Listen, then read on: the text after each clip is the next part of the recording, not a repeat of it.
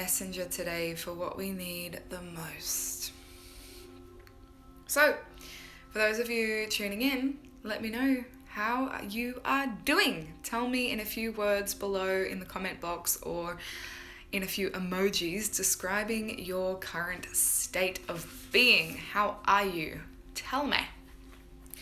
While I do some zhuzh with my hair. This is going on YouTube, but anyway, I want to look nice. Welcome, Jasmine, Gemma, Selena, M, Brianna. Yes, Jasmine is an alien. Love that. I'm feeling the alien vibes too. Okay, so this week we're going to be using the Starseed Oracle, Rebecca Campbell, Danielle Noel. If you don't have one of her decks yet, what are you really doing with your life? Because they are dead set magic. She also has another deck called Work Your Light, which truly was my guidepost for a year of the deepest void I've ever been in, like grief, heartache, breakup, loss of identity. And there's something so sacred about developing a relationship with one deck instead of just focusing on, having all of the pretty decks. It's really beautiful to cultivate a connection with them. You're in conversation with the deck itself, with the artwork and the message and the artist of it. So I give massive shout out to Danielle Noel as a beautiful artist of just ethereal, etheric pieces that take you to other dimensions, and Rebecca Campbell is a really heart-centered spiritual teacher. So with that said, let's drop in to what's present today. Last week we worked with the riddle archetype, and we are still definitely in that phase, which is why I'm not using the archetypes deck today. I felt we are still in this process of not needing answers, but living the question instead. And so this is to complement that. So I want you to focus your energy here. If you have a question you want clarity on, if there's something stirring in you that you're like, what the fuck is going on? I need support from my cosmic council to know that I'm not going crazy, that I'm supported, that I'm held. Anything that you need, put your energy into this deck now so that I can feel you, that I can receive you, and I can channel through a message that is going to serve you the most.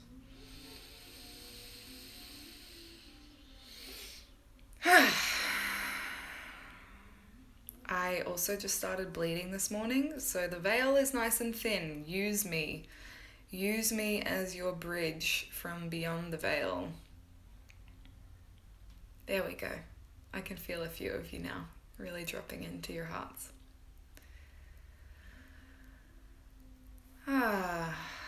Okay, so my prayer for us today is to receive. There's like a softness and a fierceness coming through, if that makes sense. There's like a, but it's done with love. In the same way that anger can be heart-centered, which clean anger is, there is also a like softness in your savageness. That's kind of the vibe I'm picking up from you all right now. So let's see what the cards have to offer us for this week ahead. July 20, new moon. Oh, great.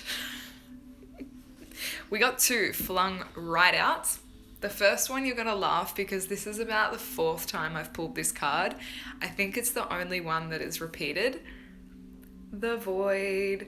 This could potentially be heavily influenced by the fact that I've just entered into my bleed, because that's exactly what this is, the void. But I want you to just drink in that image for a moment and feel how it feels when you see nothingness, when there is infinity, when there is vast space.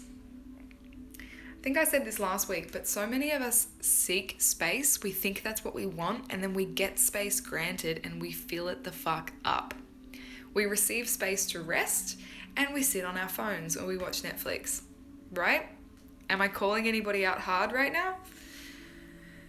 So for those of us that are really working with this riddle archetype and are in a place in life where things do not make sense. The collective is going through a massive purge, a massive reshuffling, and it's important to be in your own energy, to be in your own experience, to bring all of that like psychic focus into yourself. And in the void, again, stop looking for the answers. The void is the space of infinite pleasurable outcomes. What happens when you approach the void from that space?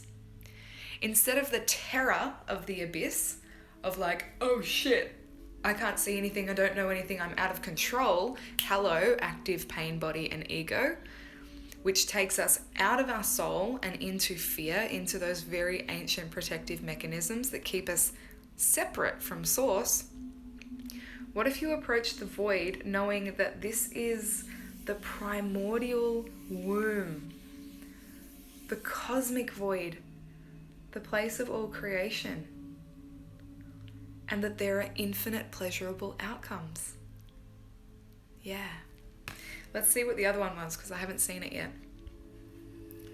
Star Brothers. Okay.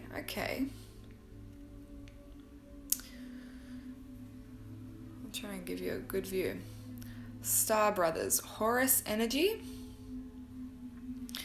Protection, loyalty, safety, trust. Protection, loyalty, safety, trust. Even with the imagery, with this man and the word brothers, star brothers, there is a deep, like, seated masculine here, an integrated masculine, a strong, connected masculine energy. These qualities, protection, loyalty, safety, trust, are what so many of us are really needing right now in the void, because the void is deeply feminine in nature. All of creation itself comes from this. Think of your womb. Think of how you're able to birth, whether or not you have a physical, biological womb or not, whether you're a woman or not. Think of the feminine in you that produces and creates from the void. You might be a creative, you might be an artist, you might be, pulling something and making art with it, whether that's you're a builder or whatever. You're pulling it from the cosmic womb, which is feminine. And in the feminine, when we're not well versed in that state of being, but we are being initiated into anchoring the feminine principle now, we need these masculine structures to support us. Otherwise, it's just like, whoa, flailing around, right? Otherwise, this can feel a bit terrifying, a bit scary. So the Star Brothers card, I'm not familiar with the message of this yet in the book, so I'll read it to you afterwards, but what I'm just getting through the imagery and through the words, in a sense, is the counterpart, masculine to the feminine. That we are both. There is such a beautiful divine communion happening between our internal masculine and feminine energies right now. So the invitation for this week is, how can you create a container for yourself that is safe, that is reliable, that is consistent, for you to tune into the void, into your creativity, into the unknown in a way that feels curious and exciting and pleasurable rather than terrifying. Because calling in the masculine will really ground that and create safety for you to navigate that. They do connect so well. Hey, I'm so glad that this is landing for you. Let's have a look at the message in the book around Star Brothers, because I haven't worked with this card very much at all, and I want to give you a super accurate reading today. I love that that's aligning. Yes, let me know how this is resonating with you all. Star Brothers.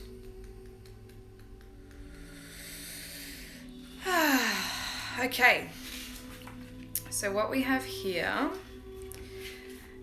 I flicked it open to the void page. So the question, the inquiry from the void is, how are you being called to surrender to the unknown mystery of life? I think I've said this before, but Angel Phoenix has a beautiful quote, which is, life is a mystery to be lived, not a mystery to be figured out. So if we're still playing on the riddle archetype from last week, Don't figure it out. Stop trying to figure out the void. You can't figure out the void. Give it up. It's a struggle that will never end because it cannot be done. It cannot be done. Don't try to figure out the void or understand the void. Play in it. Tune into the feeling of spaciousness to it.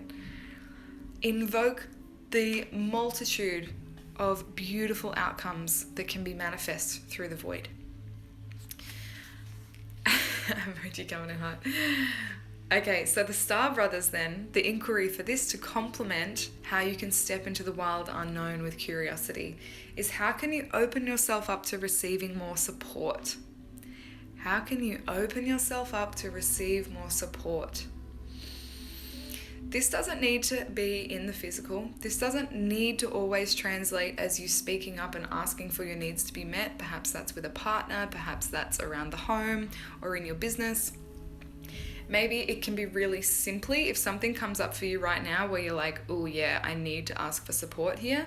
Whether that is, you're taking on too much of a friendship or becoming over responsible at your job. There are definitely 3D things you can do to action this. But the deeper inquiry here is how can you receive more support from the void itself and from the integrated masculine energies, the Star Brothers, that want to support you. There are so many forces around you that are like, let me in, let me hold you, let me take care of you. Pachamama is one. Earth underneath our feet is always there. And so often I hear myself do this, like, I want to be held, I want to be held, I want to be held. I'm up here, I'm flighty, I'm stressed, I feel like a little girl in my toxic, unintegrated feminine. I just want to be taken care of. And Mother Earth is like, hello, I'm here, I'm holding you. The Star Brothers want to do that for us this week. Let yourself receive support from the invisible realms, from the cosmic council. I call mine my spirited support squad. And I call them in and I ask, okay, I need that support right now. Like I summon you, I command you in so that I can relax and settle into my feminine with more safety, trusting that energy is supporting me there. So that's more where I want to lead this to. And from the flow on of surrendering to that place and receiving your support, you'll then know, okay, maybe there is an action that I can take from this integrated, grounded place. But only then, once you're kind of in your own space and in your own body, you can be like, you can discern, do I actually need my partner to do the dishes? Or was I only saying that because I wasn't being fed? I wasn't in my alignment. The feminine serves from overflow. So if you're feeling like you aren't receiving enough love and support from the people around you, from your community, or even your bank balance, where is there an opportunity for you to give and receive yourself without anyone else involved? Right? Our very body, biologically, is set up to receive first before we can give. Think of your pussy portal if you have one. Like you literally need to receive before you can birth. So from the void, where there is nothingness, you must surrender and open to that place to receive support so that then you can give back out. This is your responsibility, no one else's. That's really hard for a lot of us to hear. We want it to be our partner's job. We want it to be our kids' job. We want it to be our parents' job to make sure that we feel filled and safe. Sorry, honey, doesn't work that way. You got to receive the support that is there around you in the ethers, and then it will become clear what action is actually right for you to take. So let's read this out.